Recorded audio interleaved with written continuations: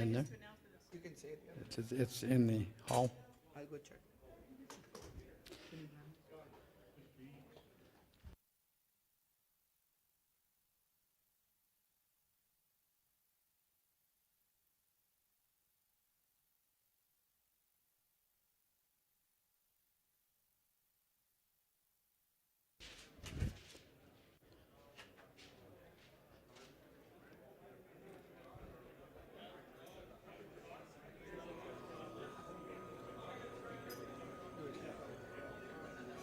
He's doing an interview.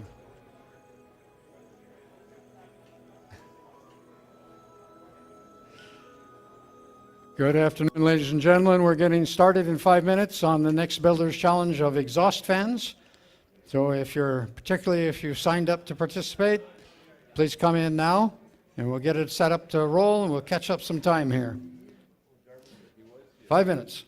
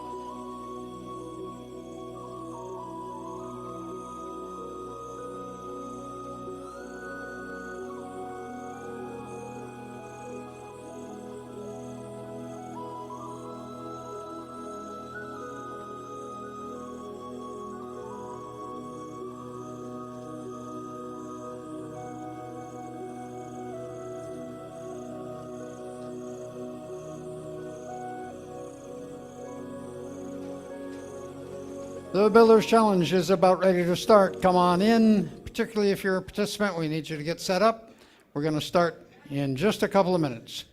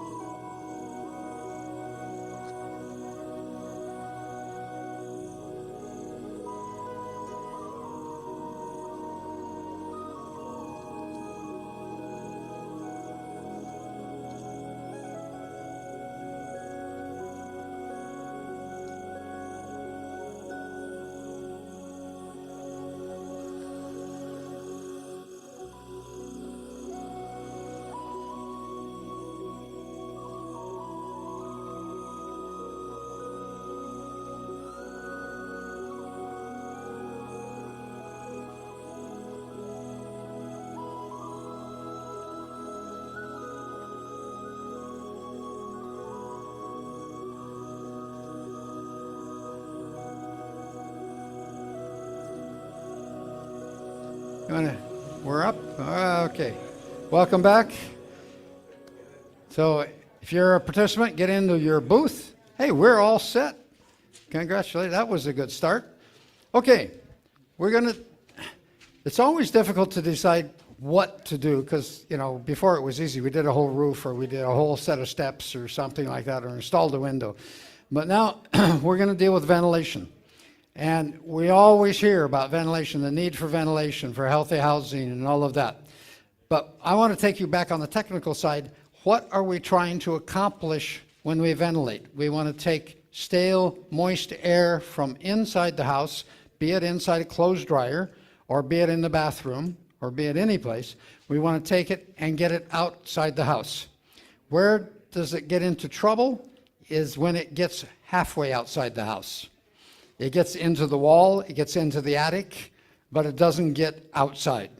And that's what we want to drive home with a couple experiences here with things that are little dealt with in terms of ventilation that we really want to look at.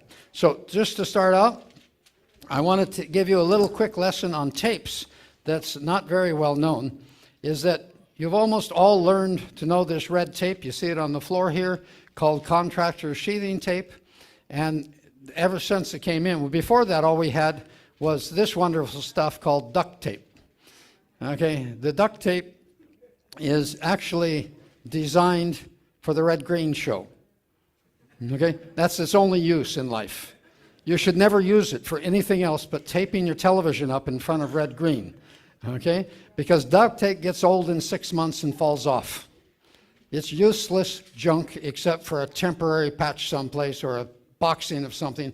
But even if you want to ship someplace with Post Canada, it takes so long with Post Canada, the tape will fall off before you get to the other side. Okay, so duct tape, no, forget it. Contractor sheathing tape, we've replaced duct tape with it, so now we're fixing skidoos with this stuff. We're making everything work with this stuff. It's very fragile. You'll notice you can cut it very easily. Okay, it's tough, but it's easy to rip. The other problem is that it was specifically designed for Tyvek. That was its purpose in life. And so it was a tape formulated for polyethylene or spun-bound polyethylene, which is what is Tyvek and all the other house wraps. And so it sticks to them. We started to put it on vapor barriers. It falls off a few months later, inside the wall, that patch you made with red tape on your vapor barrier is useless. It falls off. So they finally got smart, and they finally brought out, not so long ago, a blue tape. So you'll start seeing a blue tape in the stores and a red tape in the stores, and it's like, what's the difference? And they're both made by the same company, so it's not just competition. Now they've properly packaged it recently, and they call it a vapor barrier tape. This is made for the poly sheets. I'm trying to think of the real scientific name here, but the polyethylene sheets. Got it? Polyethylene sheets, the vapor barriers. It won't stick well to Tyvek, like Tyvek won't, or like this stuff won't stick well to the vapor barrier. That's a vapor barrier tape, that's an air barrier tape. Okay? Then we get to ductwork. And you're probably all familiar with aluminum tape for doing ductwork. And particularly a fairly aluminum tape that is obviously aluminum, it's metallic really, and it has a backing that you peel off. Okay? You all know that. Well, what you don't know is this is specifically made for rigid ducts, things that don't move. It's very, very good for that. So things that don't move, this backing type of aluminum tape is the right tape. When you get to flex ducts, there's a different one on the shelf. And it's aluminized, but there's no backing, and it's like a tape, and it's thin like the red stuff. But it's made to stick to ventilation ducts. Okay? And so flexible ventilation ducts, we go in with this. Now, if we're trying to put a flexible ventilation duct to a polyethylene vapor barrier, you could use either this or the blue, and that would work. But I don't want to see a bunch of red stuff up there. Okay? And duct tape, if that's done, you hang the contractor from a yard out in the tree and let them dry out. Okay, so what we got to also learn is that we often miss the boat when we get complicated ducts like this. That's your exhaust duct in the attic, right? And so what does it really have? If you look inside, and I'll show this to the camera, there's a duct inside. And then there's insulation, and then there's covering on the outside. The real essential important is that the inside duct is sealed to the appliance or sealed to the exhaust hood. The outside duct would be nice to have it sealed and do what you can, but it's fluffy, it bends all over the place, and it's not really that important. Think about it for a minute. Up in the attic, you've got all kinds of insulation. It's not wrapped in anything. Okay? What this does is just hold it well here, but the moisture is all in here in the middle. Now, if we fail to seal this, and we do seal this, I guarantee you, you'll have a wet, sopping wet bunch of fiberglass, because all the steam from the bathroom will go around this thing and go into the fiberglass, but get stuck because you did a really good job on the outside. Okay? So if you got to do a really good job, it's on the inside. And so on our exhaust hoods up there, here's the boot that goes with the exhaust fans that you're going to be installing. I stole this from you gals. I'll give it back to you. But this goes into the machine, and the reason it's separate is so that you can slide the machine up into the ceiling and then stick this in later. Okay? And what we want to do is seal it. Now, sealing it is a rather difficult thing to do because you really need to seal that in the attic, because now you're outside the ventilation box. Okay? But what we're going to do here is we're going to seal it just here in the air like this, just to practice sealing this properly, because we can't have any of you climbing in our attic up here. The house is not sturdy enough to hold you up. So we're not going to be doing that in the attic. But so what you want to do is seal the inner one really, really tight, and then seal this as best you can. Okay? Now we're doing another thing. We're using a poly pan. A poly pan, that's right, I don't think we have any extras. But if you look up in top of all of your booths, you'll see a poly pan up there. And that great big pan, in fact, let me just, where did I put my extra light for you? You got enough light there, or do you want me to shine a light up there? You're all right? She can shoot anything. She's wonderful. Okay. So what we're going to do here, I just got to get around so I can talk to you and the camera at the same time. So this polypan is stapled, it's already in place for you. We have fake drywall because we thought that would be a much less mess to clean up in the hotel room. And so this is our drywall up here. No, you don't start making ceilings in the bathroom out of foam core board. Okay, sorry, it's not a new invention. It's just a convenience for us. Then this particular one, this unit's a little different than yours. It's the larger one. It actually goes over the top and just covers it, screws into the studs on the side. And so that installs it. Then its boot comes out here. And you can see that the boot was sealed first on the inside, then on the outside. And up here, you see a whole bunch of blue tape because we're doing the job of sealing this whole thing to the poly up there. So what we're going to be doing is having you get up on your ladders and work like this, maybe work a little bit on the top. Don't try to get up in the attic, and we're not going to try to seal anything on the outside because in many cases you can't. So we'll be pulling the insulation through the polypan. You'll have to cut that with an X-Acto knife and then pull that through. It won't be perfect. And then we're going to attach it to the boot of your fan, which is sitting right there. And then you're going to tape that inner part down. So you roll back the insulation and you tape that down once that's really solid. And after the judges have seen it, you call the judges over and you say, come look, okay? Because now you're going to cover it all up. And what's more important to me is the seal on the inside than the seal on the outside, okay? Seal on the outside really is to make sure none of this air goes out into the attic. The seal on the inside is all the fan air.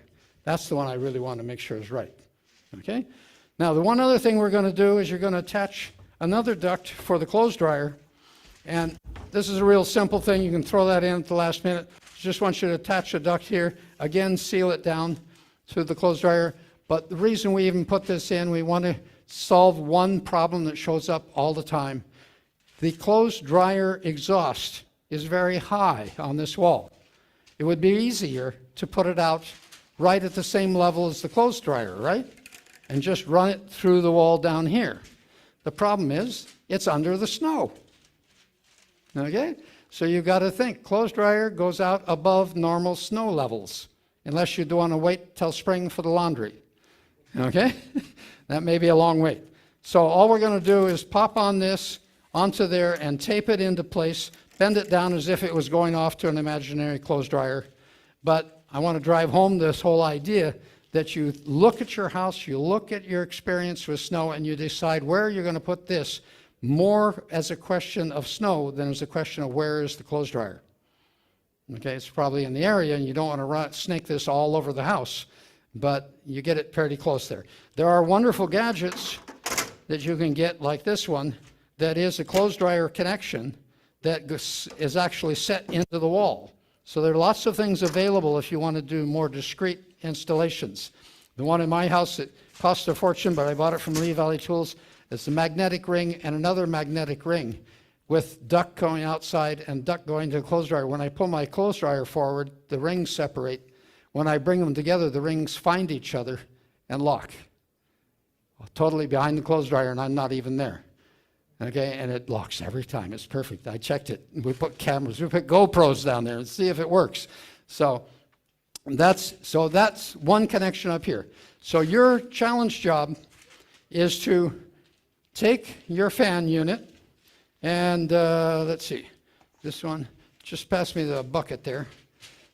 Take the fan unit, you're going to run it up properly so that the fan motor can go in eventually. We won't bother with that right now. So the fan motor will go in there. You need to screw it in. You could use these tabs on the outside, or if you look inside, there are little dimples in the metal already there designed to receive your screws. You have special screws in your bucket.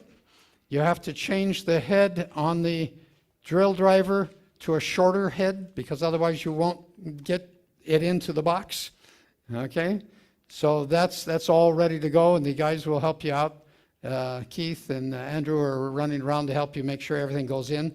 This boot then gets popped in like that. There's a little nut that screws it into place here, and it snaps into place up here. And so that now is heading out the polypan. It's still inside our polypan, and now you've pulled through the insulation. Just throw the insulation up like mine. It's just tossed up there. I don't think anybody's going to have time to make the connection to go to the outside. Okay? So don't worry about that. But you don't leave it in the attic unconnected. That defeats the purpose of everything we're doing. Just sitting in the attic there just takes the water from the shower here, and it puts it over the bedroom there. Okay? And you don't want to go out the soffits either, because that turns around and goes right back up into the attic. So we go out the gable end. That's what that is on the end of the house, is a gable end where it's vertical, and we put an ordinary hood on it. Now, one other little detail is the output should never be lower than the pipe, or never be higher than the pipe. Because if you go along the attic and then go up and out, it'll fill with water. If you go along the attic and go down a little bit and out, it'll drain. Okay? That's enough talking. Let's open up your ventilation boxes. They are open. Get your things out. I'll give you back your ventilator. And I stole your hood. So we give you your boot. You need to find some screws down there. And again, staff is running around. We'll show you what they look like. Show me a bag of screws. Here we go. There's a bag of screws. Jessica, we have a bag of screws. They look like this. So, and they use Phillips or Robertson screws. So again, the guys tell me that we need to use the short screwdriver head that is in your drill. Down on the base of your drill, you have a short driver head that is going to work better as you go in there. Okay, so we're going to have 15 minutes to do what you can, but remember what the real big importance, it's pretty easy to get the box just screwed up into the wall, but what we really want to do is get that insulated ducting coming through the polypan and get it attached to the boot on the fan. That's the critical thing, that people just put a tie wrap or something on there and it doesn't work. We want to consciously tape that. Okay? Are we ready to go for a 15-minute run? 5, 4, 3, 2, 1. Let's go.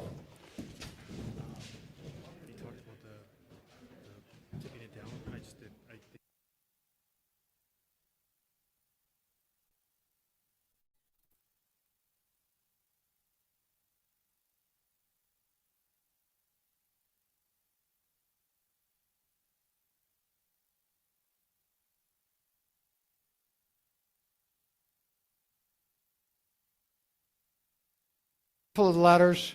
Be careful with your ladder. There's not a lot of room there. There's two of you, so one can sturdy the ladder. You can get up fairly high with these, and enough to make it work.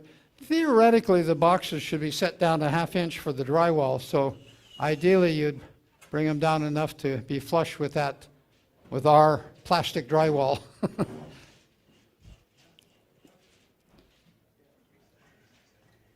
And if some of you are watching want to participate in the next competitions, he's always ready to take more names, right?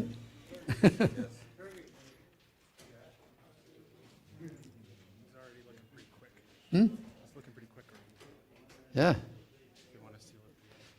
Well, walk around and help anybody out.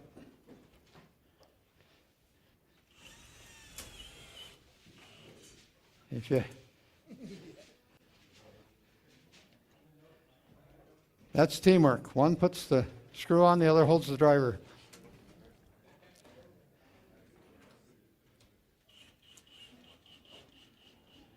Yeah, those screws are special screws made for this because you have a little dimple in the side of the box that holds it in the right place so it doesn't skitter around. And the screw has a drill on the tip. So it's made specifically for sheet metal installation like this. Makes it real easy to get it started. How you doing, ladies? Oh, they're already in. Okay, now if you push that in, you'll see it snaps into place, and then there's one little screw that tightens it up. Did you find the one little screw that...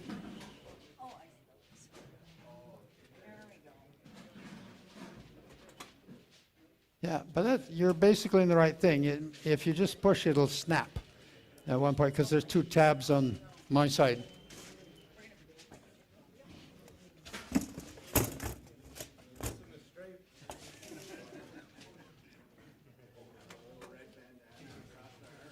Okay.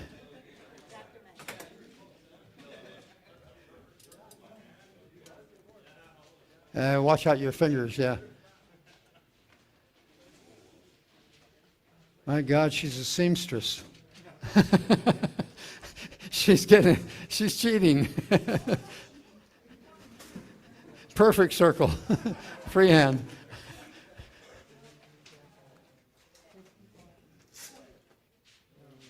Why don't you just throw most of that duct up on the top, get the weight off of you. Now you got to make sure that inside one. And judges, I want you to make sure you get in to see the taping of that inner tube before they get any further. Make sure that's taped down tight.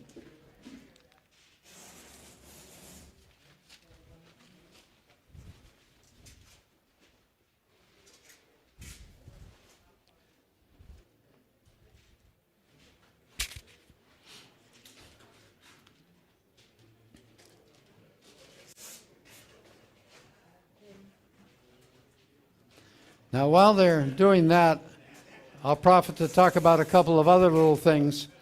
If you look at the insulation on this duct, we say, hey, it's an insulated duct.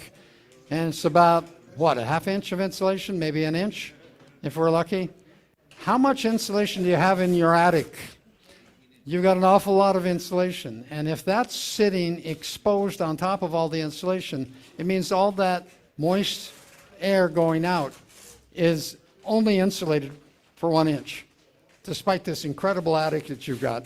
So you're going to have freezing water and condensation inside the duct. So ideally, you might run that along, if you can do it, on a little bit of a slope towards the outside, so it would drip outside, and then come back if you've got space and access to the attic and fill in with fiberglass or whatever over the top. Don't hesitate to put a whole bat over the top of this thing or more. Or do that if you're going to be shooting in loose fill. You put this in well structured. Now what we don't want is to suspend it with straps so it looks like a Chinese snake, because I guarantee you every loop will fill with water. Okay? And you actually hear that at some point. When you start turning on the ventilation fan and hear a gurgling, you're in trouble. Okay? There was one house where I had that, and we went in and we went and realized there was a lot of water in a little plastic flex duct, and it felt so bad that we actually got 3 guys in there, one to hold up each end and one to carry the water, and carefully away from the living room ceiling, okay, and where we got to the edge, and we dumped it out into a bucket. We had a gallon of water, okay, that it was just in a low loop. And this wasn't even a bathroom fan. This was a fan for a big computer.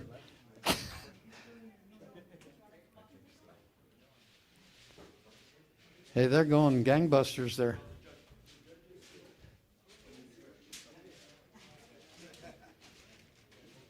Now you got to pull that fiberglass back enough, make sure that you're getting the plastic. Yeah, did you get the plastic all taped down?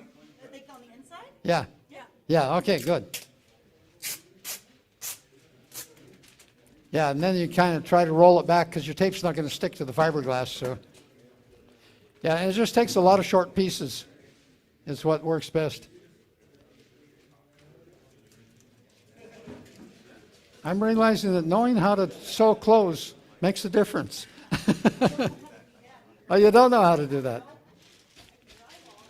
You can drywall, but not do clothes. Okay, I had to do all the buttonholes for my mother because she couldn't figure the machine out.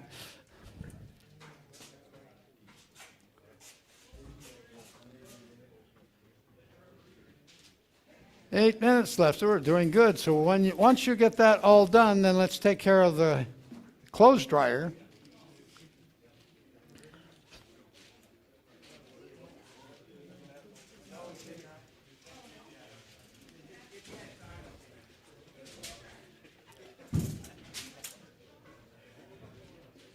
Okay, so you scrunched up. I'll buy that.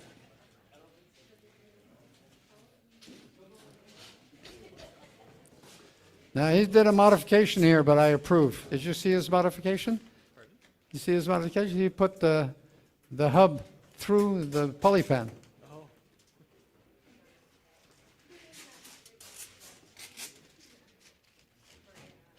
Now, one other thing, if you don't have a polypan, or you can't get one in place because it's renovation or something else, what I recommend that you do is that down on the ground, you tape aluminum tape, and you tape up every hole in the box. Because it's full of holes, it's going to have air pressure. And you really tape that as thoroughly as you possibly can, and then you install it. Because you can't tape against the wood once it's installed, but we can do it ahead of time. What a lot of contractors do is they'll put it up there, no polypan, nothing else, but they'll go up and shoot foam over the top. And they'll bury it in foam, which makes it not easy to repair, but you can pull the motor out from the bottom. But that's another thing. The whole idea is we want to isolate everything between the bathroom and the attic. So we want air to go up and through the hose, but we don't want any air to go up to the ceiling and sneak around the box, to sneak around the hose, to sneak through the box. We got to work extra hard. Now, more and more of the modern fan boxes have fewer and fewer holes in it, but they all have holes in them because they're holes for doing this or doing that. And that's what we got to get sealed up. If you're ever putting in recessed light fixtures, understand that we now make airtight recessed light fixtures that are designed very specifically, and they're now more common and easy because they're lead, so they don't get hot. But the airtight recessed light fixture means that the light is no longer pumping. The old halogen recessed lights, you could spot them by the snow melt on the roof. You could just walk down the street and say, 1, 2, 3, 4, 5 recessed lights in the living room. Okay. You're done there and you're done down here. Hey, with 5 minutes left to go. I think this is the magic booth. Has nothing to do with people we put in it. It's the magic booth.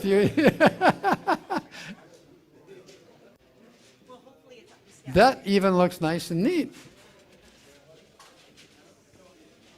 Yeah. I feel bad being judged. You're really being judged. Now, if you want to, you got 5 minutes. You could climb up and see if you could connect it to Do I the. get an extra prize? Maybe you just get a prize because you did extra. Fine. You mean you did a prize because you did extra. Extra prize. Oh, I'm doing it?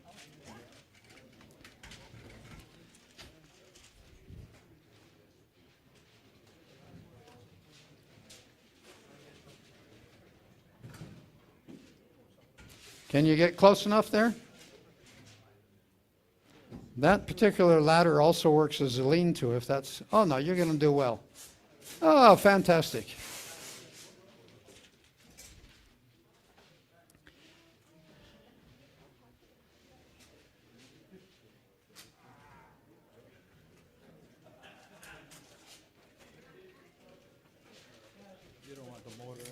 No, we're not going to put the motor in.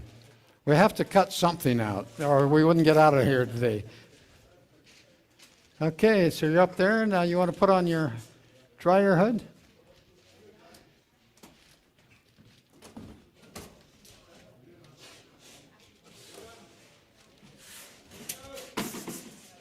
That wouldn't blow up, would it?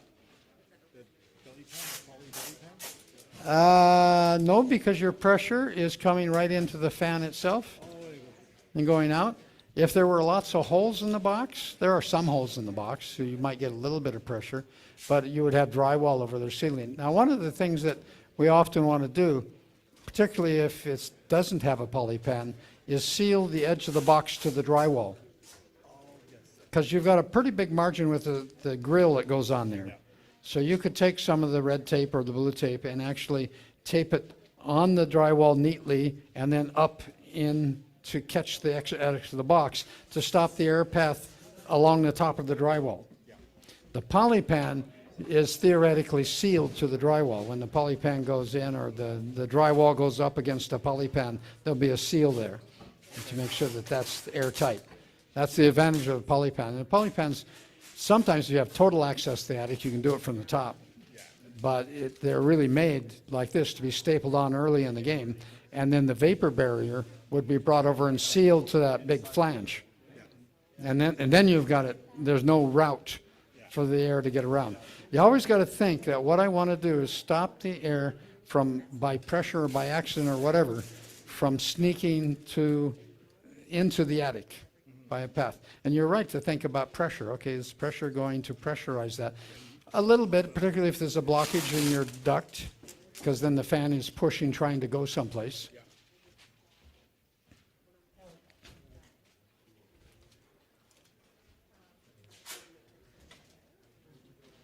2 minutes left. Are we totally done over here? Nice job. They all done here? But Yeah. Good. Yeah.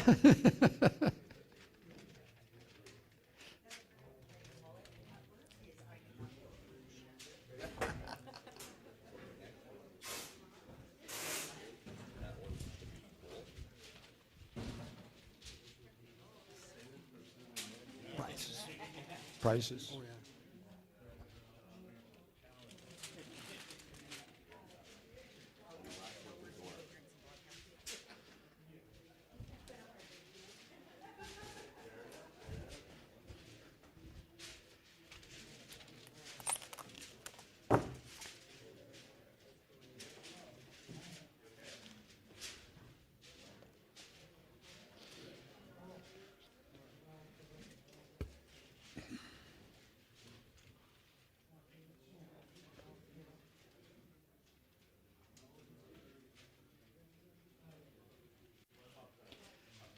We've got 40 seconds left. Anybody still working? Yeah, the timing was really pretty good. And they come off the ladder under the wire. Okay, judges, your job. Okay.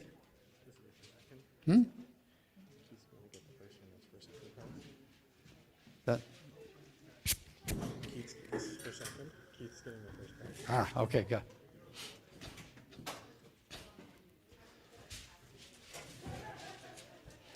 The next show coming up fairly soon is going to be on plumbing.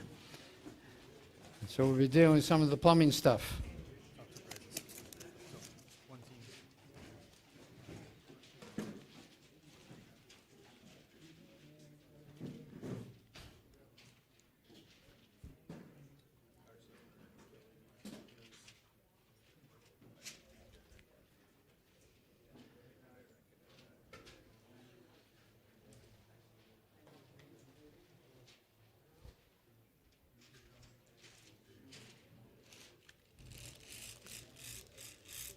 I got to turn the lights back on.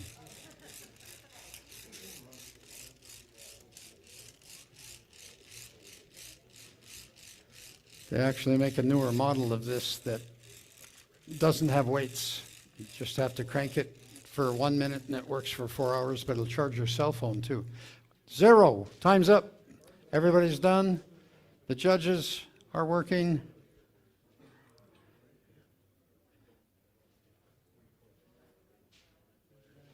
Oh, they're having trouble deciding.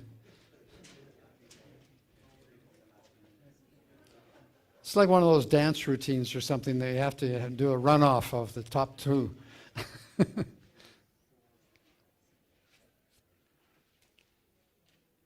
Decided? yes. So who's the winner? Okay, the first place goes to Team 5.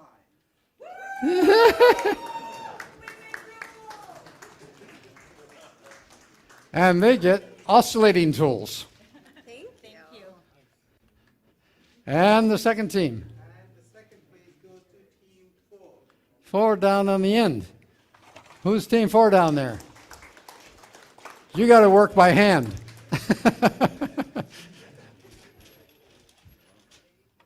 Okay, thank you.